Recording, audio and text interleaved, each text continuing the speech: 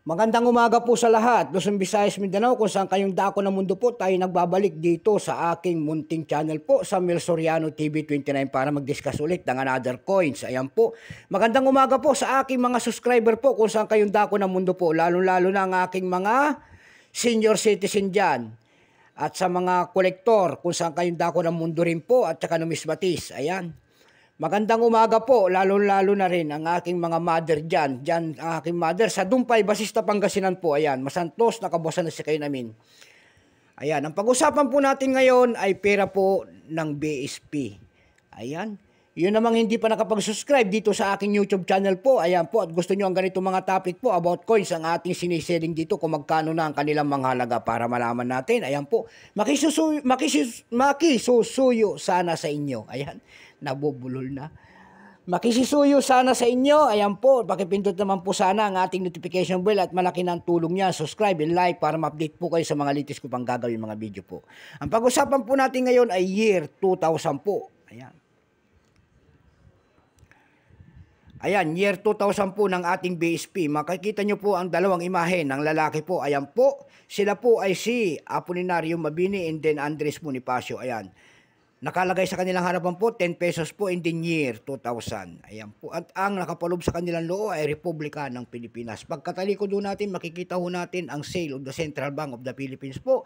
In the year 1993, ang pagtatag ng ating Bangko Sentral and then Catwill kung tawagin yan. Diyan po bumabase ang ating mga kolektor kung anong die yan. Kung anong reverse ang mga tinatawag dyan. Bago tayo magsimula sa ating talakayan, kilalanin mo muna natin siya. Issue, Philippines po, period, Republic, 1946 up to date po, type, standard circulation, coins, years 2000 hanggang 2017.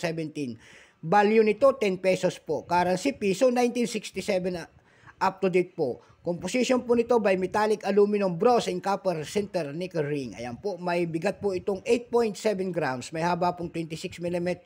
May kapal po naman itong 2.14 mm. Hugis po, bilog. Orientation nito ay medal alignment. Number and dash 4519. Reference number KM-278. Itong year 2000 po, kung tawagin ng ating mga kolektor, ito po ay reverse die 1A. Ito po ay 7% lamang, wala pang vintage kasi ito po ay ginagamit pa. Kaya wala pa kung ilang piraso ang ginawa. Ayan po. Pero may price na doon sa ating numista.com. Ayan po yung kanyang extra fine, 27, almost uncirculated, 84. At uncirculated po nito ay nagkakahalaga ng 170 pesos. Mahirap na magtingin ng kanyang mga price. Ayan po.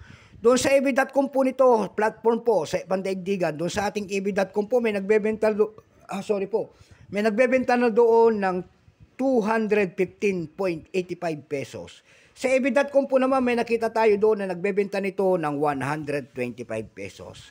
Sa carousel page naman po may nagbebenta ho doon ng seller po ay si Chan Jeril 08. Yung 2,000 niya ay binibenta nyo doon ng 2,000 pesos per piece. Ayan. Wala na tayong mapipiga na kanyang presyo po at sagad na. Ayan, magandang umaga po sa lahat. Luzon, Visayas, Mindanao, kung saan kayong dako ng mundo po. Keep safe po sa lahat and God bless.